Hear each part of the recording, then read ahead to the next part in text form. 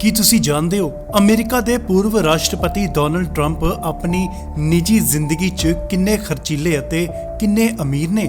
ਅੱਜ ਤੁਹਾਨੂੰ ਉਹਨਾਂ ਦੀਆਂ 5 ਚੀਜ਼ਾਂ ਬਾਰੇ ਦੱਸਾਂਗੇ ਜਿਨ੍ਹਾਂ ਤੇ ਡੋਨਲਡ ਟਰੰਪ ਪਾਣੀ ਵਾਂਗ ਪੈਸਾ ਬਹਾ ਦਿੰਦੇ ਨੇ। ਸਾਰੀ ਜਾਣਕਾਰੀ ਦਵਾਂਗੇ। ਜੇ ਤੁਸੀਂ ਚੈਨਲ ਨੂੰ ਫੋਲੋ ਅਤੇ ਸਬਸਕ੍ਰਾਈਬ ਨਹੀਂ ਕੀਤਾ ਤਾਂ ਜ਼ਰੂਰ ਕਰੋ। Number 5 luxury cars. ਦੁਨੀਆ ਤੇ ਰਹਿੰਦੇ ਅਮੀਰ ਲੋਕਾਂ ਦੀ ਤਰ੍ਹਾਂ ਡੋਨਲਡ ਟਰੰਪ ਕੋਲ ਵੀ ਮਹਿੰਗੀਆਂ ਤੋਂ ਮਹਿੰਗੀਆਂ ਗੱਡੀਆਂ ਮੌਜੂਦ ਨੇ।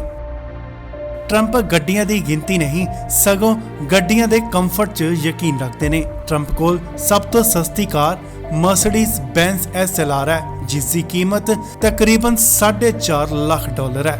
ਹੁਣ ਤੁਸੀਂ ਆਪ ਹੀ ਅੰਦਾਜ਼ਾ ਲਗਾਇਆ ਹੋਵੇਗਾ ਕਿ ਜੇ ਇਹ ਸਸਤੀ ਹੈ ਤਾਂ ਮਹਿੰਗੀਆਂ ਗੱਡੀਆਂ ਕਿੱਥੇ ਤੱਕ ਹੋਣਗੀਆਂ। Number 4 golf club. Trump golf ਖੇਲਣ ਦੇ ਬਹੁਤ ਹੀ ਸ਼ੌਕੀਨ ਨੇ। ਉਹਨਾਂ ਨੇ ਸਭ ਤੋਂ ਪਹਿਲਾਂ ਗੋਲਫ ਕਲੱਬ 1999 ਚ ਖਰੀਦਿਆ, ਪਰ ਇੰਨਾ ਹੀ ਨਹੀਂ, ਇੱਕ ਨਾਲ ਟਰੰਪ ਦਾ ਮਨ ਨਾ ਭਰਿਆ ਅਤੇ ਇੱਕ ਜਾਂ ਦੋ ਨਹੀਂ ਬਲਕਿ ਟਰੰਪ ਨੇ 17 ਗੋਲਫ ਕਲੱਬ ਖਰੀਦੇ ਅਤੇ ਇੱਕ ਗੋਲਫ ਕਲੱਬ ਦੀ ਕੀਮਤ ਤਕਰੀਬਨ $100 ਤੋਂ $300 ਮਿਲੀਅਨ ਹੈ। Number 3 private gents. Private gents ਤਾਂ ਸਭ ਅਮੀਰ ਲੋਕਾਂ ਦੇ ਕੋਲ ਹੁੰਦੇ ਨੇ, ਪਰ ਡੋਨਲਡ ਟਰੰਪ ਕੋਲ ਆਪਣਾ ਖੁਦ ਦਾ ਬੋਇੰਗ 757 ਜਹਾਜ਼ ਹੈ ਜਿਸ ਦੀ ਕੀਮਤ $100 ਮਿਲੀਅਨ ਹੈ ਅਤੇ ਇਹ ਦੁਨੀਆ ਦਾ 7ਵਾਂ ਮਹਿੰਗਾ ਜਹਾਜ਼ ਹੈ। ਟਰੰਪ ਨੇ ਜਹਾਜ਼ ਉੱਪਰ ਅਲੱਗ ਤੋਂ ਖਰਚਾ ਕੀਤਾ ਜਿਸ 'ਚ lodge, cinema, bedroom, dining room ਆਪਣੇ ਪੂਰੇ ਕੰਫਰਟ ਲਈ ਬਣਾਏ ਨੇ।